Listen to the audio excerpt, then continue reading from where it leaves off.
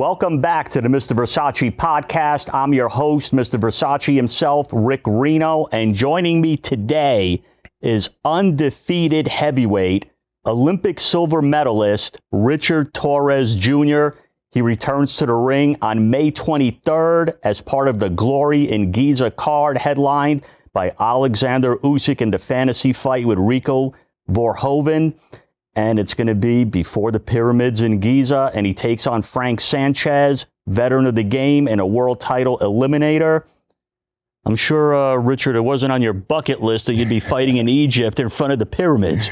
Man, no, it was wild because the fight actually got postponed. I was supposed to fight in March or April, and then Frank had a little knee injury, and it was kind of like a down moment. You know, I had just done about like an 8-week training camp, and then a week later, I get a call like, "Hey, do you want to fight outside the pyramids of Egypt?" I was like, what the heck, you know? And so what a blessing and an opportunity, and I'm really excited to go do my thing. Now, if, depending on what Frank's turnaround time was, were you going to fight regardless? Like, if he's not ready by this point of time, I got to get back in the ring? I think because it's a IBF eliminator, I was kind of benched until he was ready again. Because if I were to take a fight in between that, then it would have nullified the eliminator, and I would have had to like start from square one or be kicked out of the top 10 for them. So was there any moment like where you had your team, you know, you got smart people behind you, kind of say, well, to the IBF, like, listen, if this guy's not ready by this point, you know, pick another guy. We'll still do the eliminator. Just pick whoever's next in line. I mean, we I think we had that discussion too, but Top Rank and the IBF, they came back saying like, look, this shouldn't be a huge layoff for Frank, and it's just like something minor, just a little setback, and he's looking sharp. And I think they kind of like verified and validated that like throughout the weeks as well. Now, you were a highly touted amateur, you know, going into the Olympics. Did you know even before you went to the games and medal that this would be your profession? This is what you were going to do? You know, if I'm being honest with you, if I would have got gold, I would have retired. I wouldn't have boxed anymore. It would have been it. That would have been it. I would have felt like I accomplished what I needed to accomplish. Getting the silver, I feel like it kept a drive and a determination in order for me to prove something, not just to myself, but to everyone that sacrificed for me. You know, my family, my community, my town, they all believe in me. And getting a silver, like, even though I'm very proud of the accomplishment I had, I feel like the job's not done yet. And I feel like if I would have won gold, the Olympic dream was always my dream. And I feel like it would have been a little harder for me to keep that drive and tenacity that I have now. Now, did you ever think about going pro before the Olympics, or once the outcome of the final round, you just said, okay, I didn't get gold, I want to go pro and get gold in pro? You know, my thing was I always wanted to be like my dad. My dad, he was 4th and 5th in the world in the amateurs in 2 different weight classes. He's the one that instilled the Olympic dream in me. Yeah. I remember being 8 years old watching like Deontay Wilder and some of those guys on the screen, you know, and being like, wow, I want to go to the Olympics. My dad went to the Olympic trials. He lost in the semifinals against Frank Tate, and then he became a teacher. I'm not gonna lie, I kind of thought I was gonna be like that. I thought I was gonna go to the trials, maybe make it, maybe not make it, then go to college, become a teacher, maybe engineer, and do my thing out there. I was a valedictorian in high school. I took my academics very seriously, and I was on track to go to San Luis, Cal Poly, San Luis Obispo. Yeah. And a month after I graduated high school, the Olympic Training Center asked if I wanted to live there. And I remember going to my parents like, hey, what about college?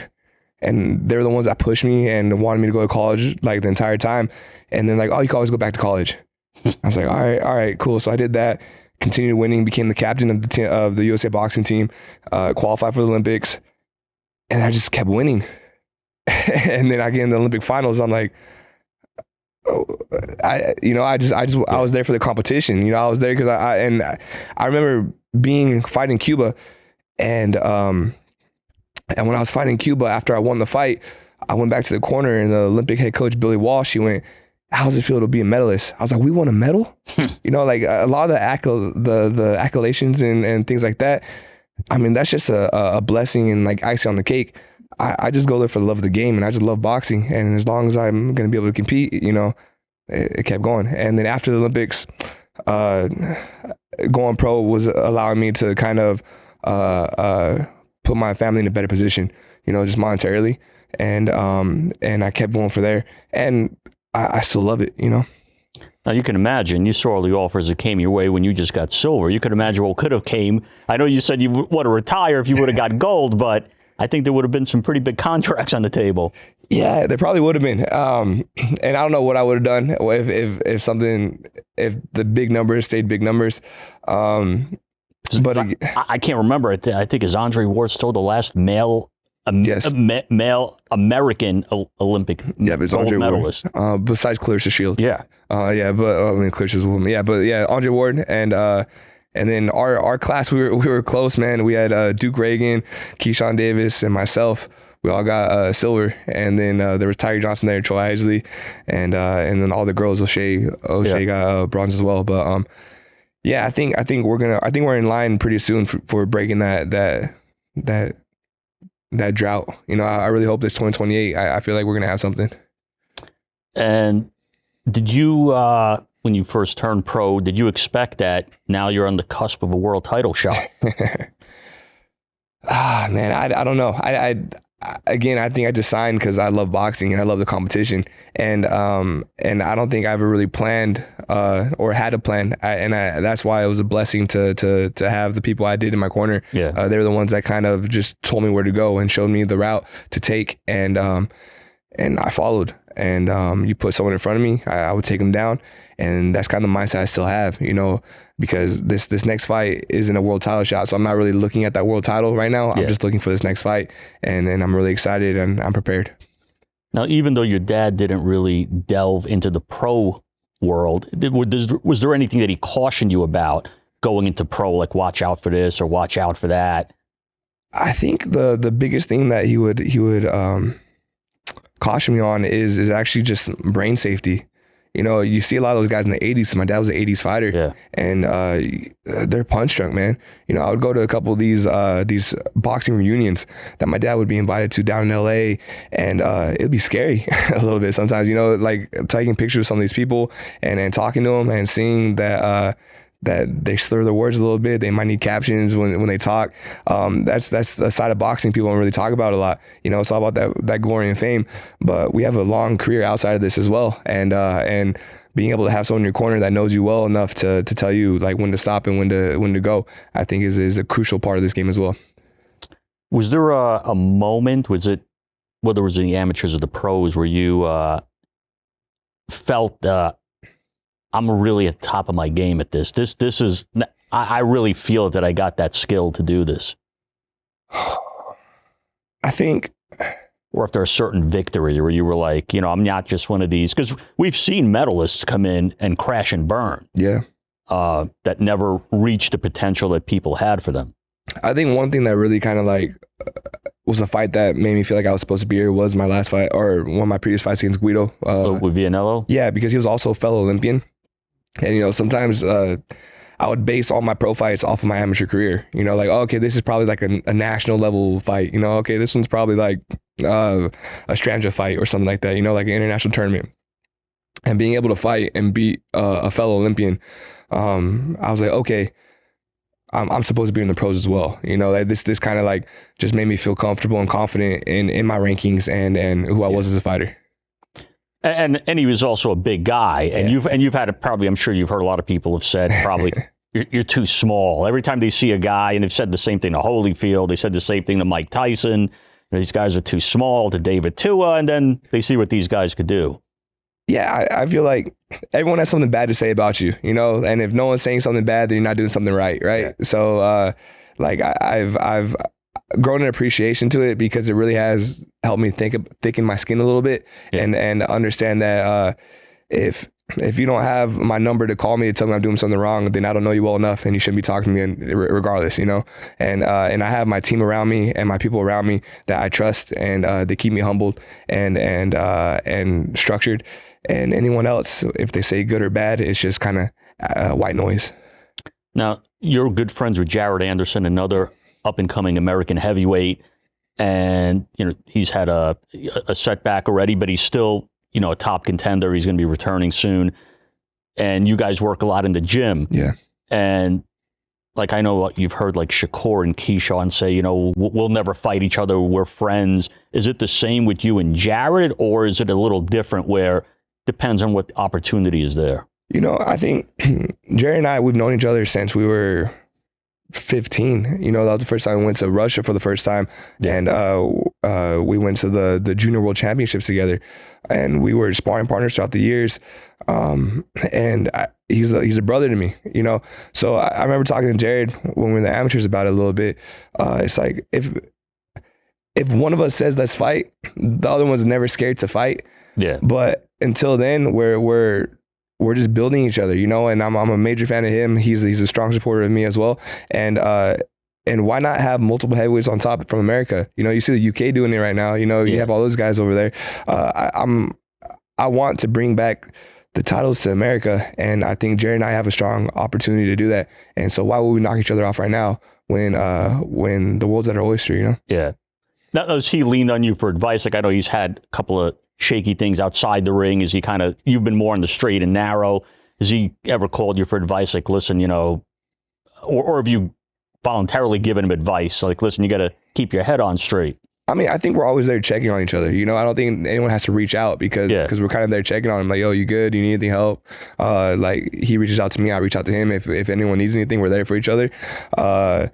And so, yeah, we don't need, like, I don't think he has to be like, hey, Richard, I need you, because the text already went out saying like, hey, if you need anything, let me know, you know, and vice versa. Now, Frank Sanchez, veteran, he's got some big wins. It's more of looked as a guy that if you're not legit, he's going to knock you off, because he's knocked off a couple of guys that were up and coming, handed them their first defeat. From what you've seen, I know you're a guy who you watch a lot of fights. What have you seen from Frank Sanchez that he does well, or anything that might concern you? You know, I think Frank, being from Cuban descent, he has that Cuban style. You know, he's able to box and box his butt off when he needs to. And so I think that he has a very strong backhand. I think he knows how to kind of lull you into a moment to where he can land a certain shot that he wants to. And he does really well at kind of dictating tempo a little bit. I think where he kind of lacks in the sense too, though, is in that tempo. If you were able to take control of that, pressure him, and kind of impose your will on him, I think that's where things kind of start to break down fundamentally in the game plan. I think we saw it with Cabello, and I think that's something that I'm kind of want to mimic, and what I do a lot in my fights already. And I think that's a game plan that we have going forward to really be successful. Now, it seemed like in the Cabello fight, his leg fell apart on him.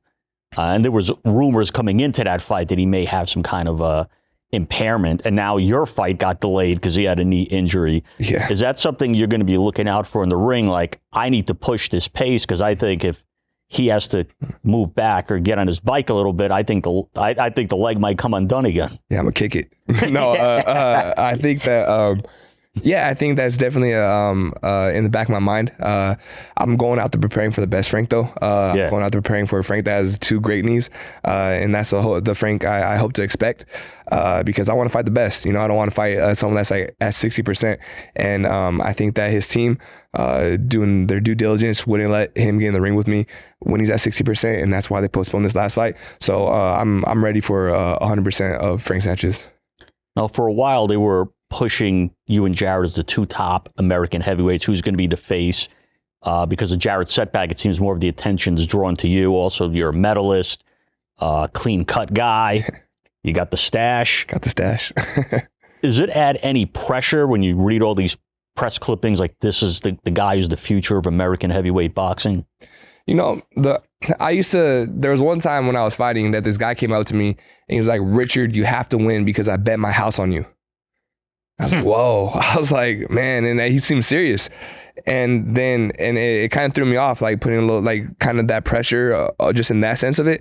And then I thought about it, and I'm betting my house on myself every time I get in the ring. Yeah. You know, I'm putting USA on my own back every time I get in the ring. I'm putting all these I'm doing it to myself already. So if you want to put some pressure on me saying I'm gonna be the one from the USA, or I'm the next hope we got, or whatever, go for it, because I already have all that on myself and I'm doing it irregardless. So what's a little more? And while you're looked at as the face of U.S. boxing, you got a guy across the pond in Moses Itauma who people are looking at as the new face of UK boxing. Yeah. And I know you've said in interviews, if that's on the table, let's do it. I'm ready. I am. Yeah, no, and I think, like, what better time to have the fight than right now? You know, I understand people want to wait till like the names get bigger and better and everything that happens, but like people get mad about the Mayweather Pacquiao all the time, saying that they didn't find their primes. People get mad at all these other fighters saying they didn't find their primes. I'm 26 years old. You know, I'm in one of my primes right now. Like, let's fight. Let's see where we're at. And we're still young enough in our careers that like this could be the start of a trilogy. This could be the start of something huge. You know, and I'm a fan of the UK fans, if I'm being honest. You know, the people out there, like their support system that they have amongst their fighters. When I went out there, I would just walk down the street and someone would know who I was. It's really incredible the amount of fans the UK has.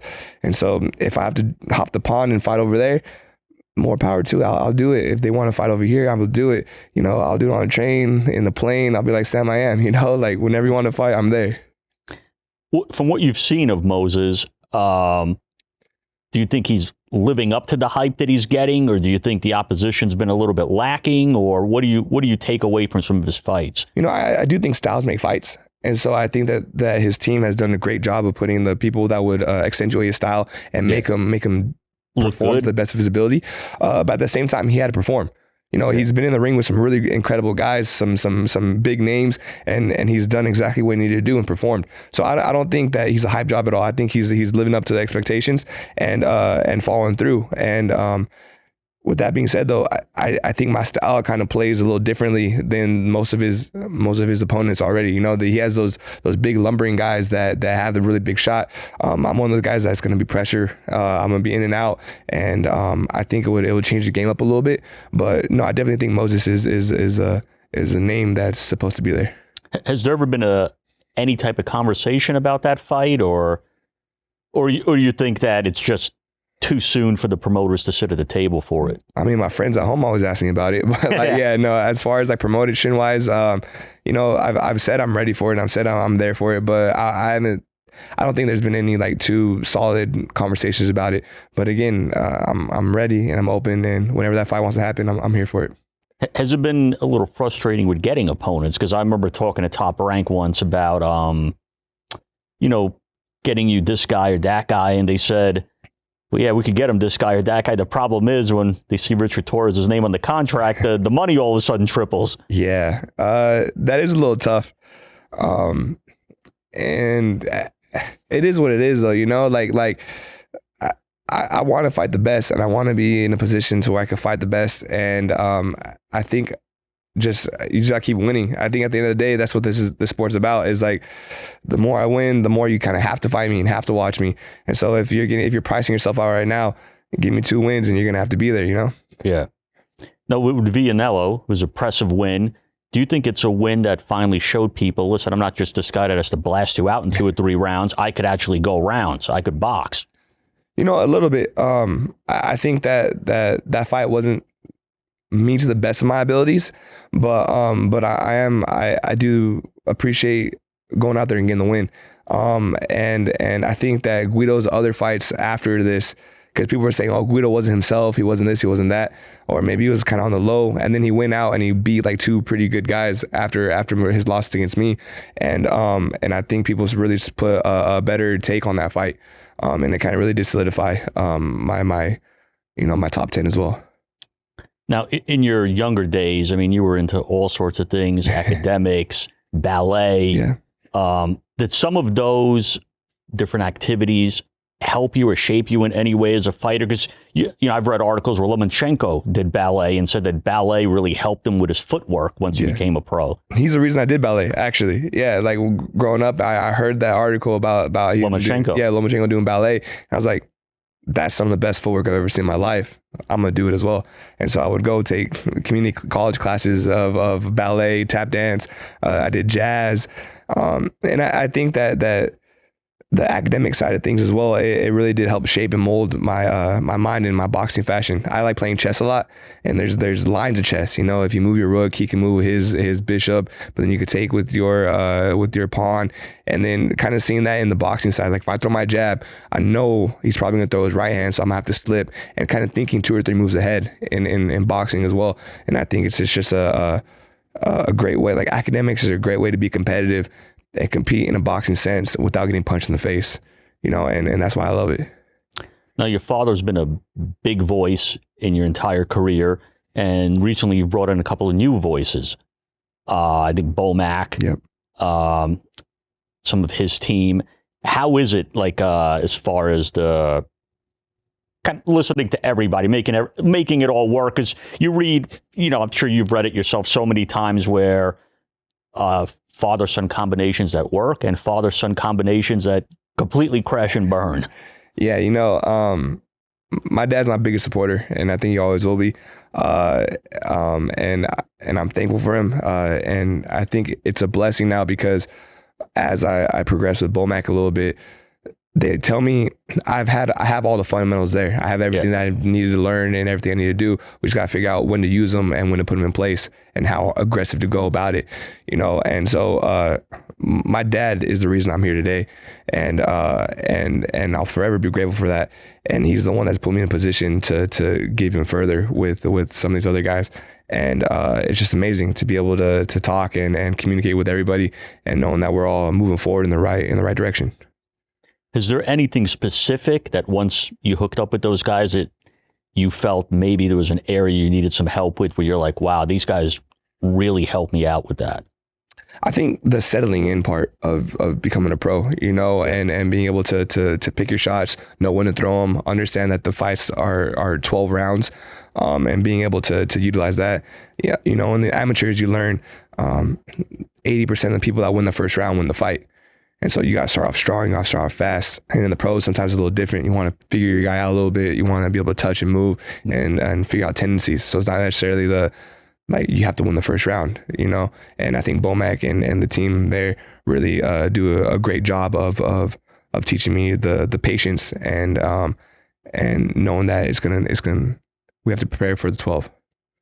And I think with new age fighters, so to speak, you're a new age fighter, they've learned that, you know, you have to brand and market yourself to an extent. You can't just rely on your promoter, your manager. You have to go out there and do it. And social media has provided that platform where fighters could go out and make content, put their name out there between fights. It's usually, you know, a guy, if he's between fights, sometimes you don't hear anything about him. Right. And you've adjusted to that well as far as embracing that social media audience and branding yourself. Is that something you've always been conscious of I got to go out there and, you know, I can't rely on everyone else. I got to do some of this too. You know, it was kind of interesting. I was at the Olympic Training Center, and whenever I see something I like in someone else at the Olympic Training Center, I'll try to mimic that a little bit. Yeah. You know, I'll say like Duke Reagan's jab or like Keyshawn's presence or something like that. Well, Johnny Mansour and Julius Balos, they had a huge platform. When I had like 3,000 followers, they had maybe like 100, 200,000 followers, right? And I remember being there like, how do you guys do that? Like, what are you doing? And then they told me, Rich, you just got to post every day. And so for a year straight, I just posted once a day. And then that really allowed me to learn how to post and what the people liked and what they didn't like. And it allowed me to grow my social media account to what it's at today. And just slowly but surely, I'm still chipping away at that, you know? Yeah, it seems like a lot of fighters out there, unfortunately, are not conscious of that. Right. Sometimes it's almost like heartbreaking when you follow the sport and you go to like a world champion social page and he's got 2,000 followers. Yeah. Yeah, no, it really is. And I mean, because at the end of the day, like we are our own promoters now, you know? Yeah. Like whether we like it or not, we're the guys that need to show up and put our best foot forward, because not only the promotional companies, but the sponsors nowadays, they look at your following the first thing. You know, if you have 3,000 followers, they don't want to sponsor you, you know, but you get 100,000, 200,000 followers, all of a sudden there's a little more skin in the game and more money on the patch for your shorts, you know? Yeah, I mean, listen, I'm not even a boxer, and I get a decent following online, so I know what you say, because you get these DMs of, hey, can you put something up about my sports drink? Hey, can you put something up about this new clothing line I'm putting out. Right. Yeah. So, I mean, it's the name of the game now, like followers, that's our own little currency in the social media world, And the more followers you got, the more power you have as well. How many questions do you get in a week about the mustache? It's not really questions. Sometimes it become like your trademark. Yeah, I'll get the Magnum PI, I'll get the 80s cop, I'll get some other things like that. But I mean, I love it. It's I call it the Macho Mike mustache. It's because there's a guy we called Macho Mike at our local gym. And I remember one year for 4th of July, he always helped out the gym. He would clean the bathrooms, he would clean the floors, he would do like whatever he needed to do. And I was going to Olympic Training Center, and he goes, "Rich, do you want to set off fireworks before we go?" Because it was right around 4th of July. And I was like, Macho Mike, I'm really tired, man. Can I just do it when I get back from the camp? And he's like, yeah, no worries. He actually passed away before I got back to set the fireworks. And it hit me kind of hard, man. So I remember I wore it and I represented the mustache for him because he had this huge mustache. And so I said, I'm gonna wear the Macho Mike mustache from now on. And it worked out first fight. Second fight, I wore it again.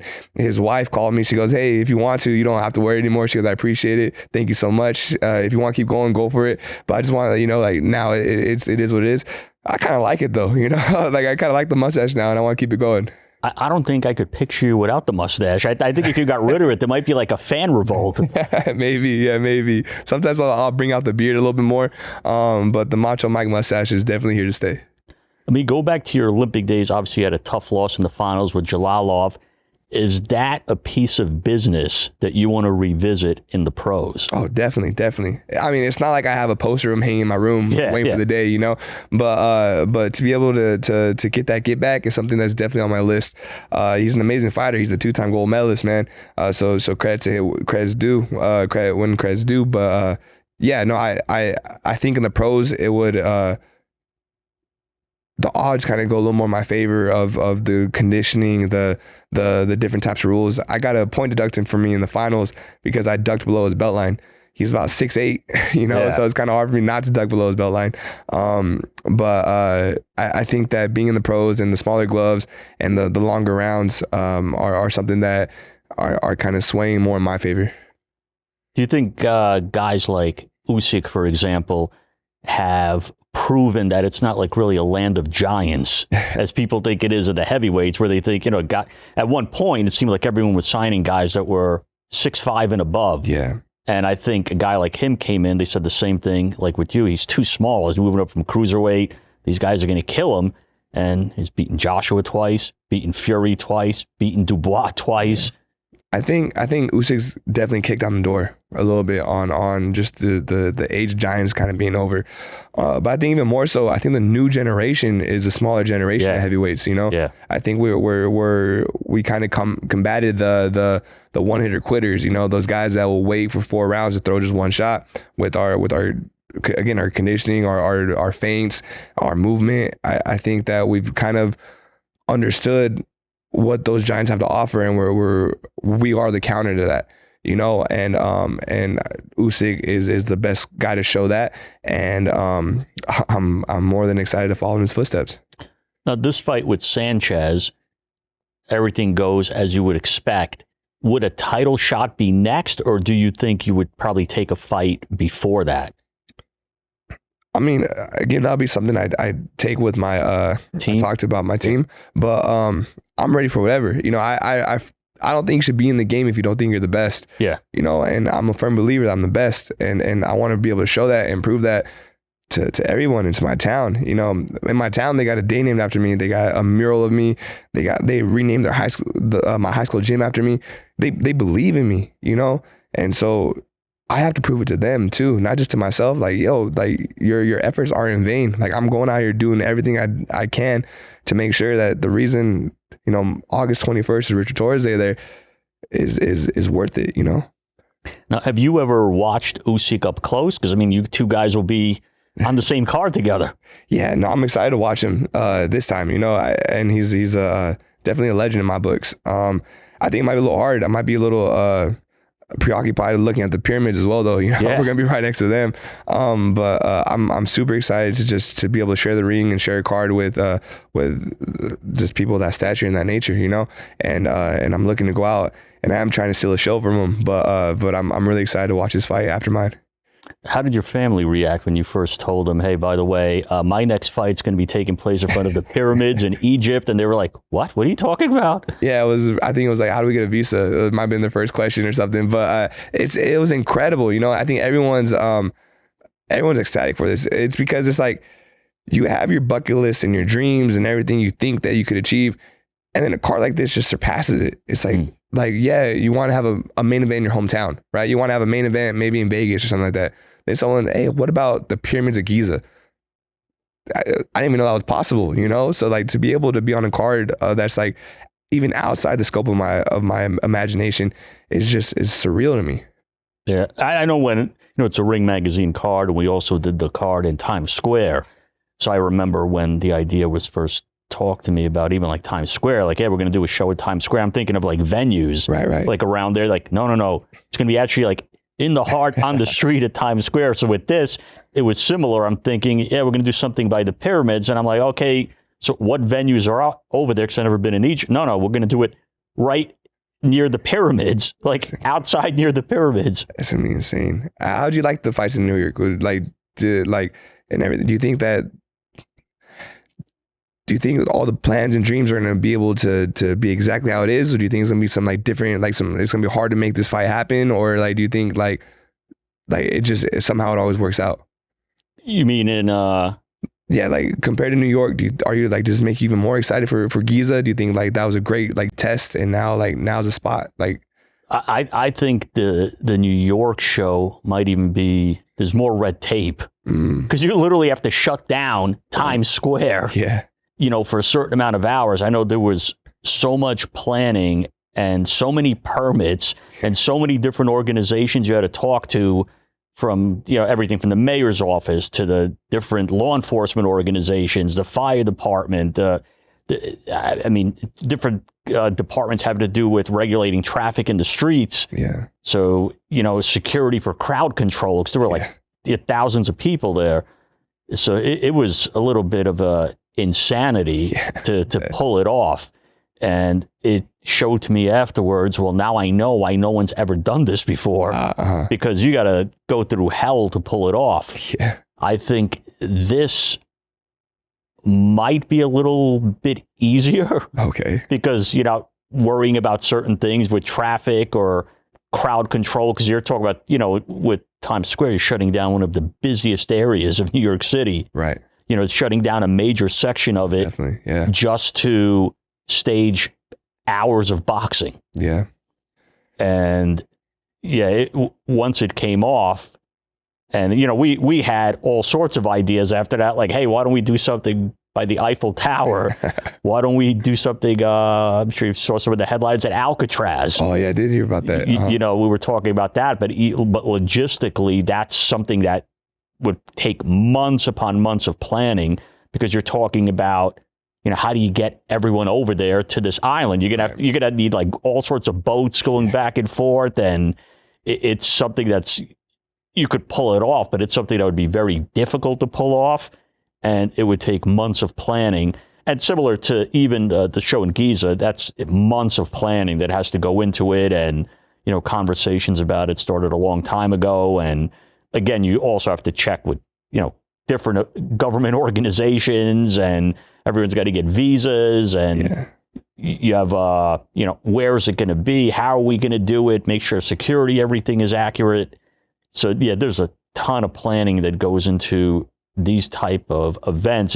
You know, some people think, I just throw a ring in front of the pyramids and the guys jump in, but it's so much more than that. You have to make sure that, you know, everything is good, even for the production aspect of it. Everyone has enough juice for the cameras. You know, people have Wi-Fi to be able to do their work or send things up to social media or, you know, whatnot. Yeah, no, definitely. I'm really glad that all I have to do is punch someone, you know, because if I had to understand any of those logistics or I have to figure out any of that, we'd be we wouldn't be in anywhere. We'd be right outside the house. I'd have like a grass ring. That's all I could do, you know. But the whatever ring can do and how they're able to accomplish everything they're doing is just mind blowing to me. Well, luckily, we've got a lot of, you know, big partners like Sella and DAZN, and you know, they get involved and, you know, have massive teams and help out with all this stuff, because or else I'd probably have to move some of the operations over to Egypt for a couple of months to try to work some of the stuff off. But yeah, those guys, you know, it's always about what kind of partners you have, similar to how, you know, a team you have behind you. You don't have the right guys at your side helping you pull it off. You know, things could go wrong. And we've seen events over the years go really wrong. Yeah. You've seen events, I mean, I hate to almost say it, but it's like you got Mayweather and Mike Tyson. I thought they were fighting. I don't know if the show's even going to happen. Yeah, no, true. Yeah, very. I mean, yeah, I'm, again, just a blessing to have the people in my corner that I do, and, you know, especially with the ring as well. But man, I'm really excited to be the guy that's fighting and not the guy that's a planet, man, you know? So in closing, tell the people what they could expect from Richard Torrez when he steps in the ring with Frank Sanchez before those pyramids. You know, yo soy mexicano, y I feel like I bring that Mexican style and the tenacity and drive into the heavyweight division. I'm from a small farm town called Tulare, California, and full of migrant workers. And I know what they do every day of working in the fields and grinding over laborious jobs of picking fruits and plants and stuff like that. And they do it for nothing. There's no cameras around. There's nothing around. If they could work that hard just to provide food for their family and just to sustain like a normal living, I'm gonna give it my all when there's a camera on me, you know, because I'm not just fighting for myself again. I'm fighting for those people. I'm fighting for my town. I'm fighting for my community. I'm showing what the Central Valley and what everyone has to offer, and now what the United States has to offer, you know. And so I'm gonna go out there. I'm gonna give it all I got, and come May 23rd, you're gonna see that. I'm gonna leave that. I'm not gonna leave anything in the tank, and you're in for a treat. And you heard it, Richard Torrez. He's bringing the Mexican style to Egypt. I don't think they've seen the Mexican style in Egypt yet, but they're going to see it on May the 23rd when he faces Frank Sanchez in a heavyweight title eliminator as part of the undercard to Glory in Giza, where Oleksandr Usyk, the recognized heavyweight king, is going to collide with the king of heavyweight kickboxing, Rico Verhoeven, in a fantasy matchup, live and exclusive on DAZN, May the 23rd. Don't miss it.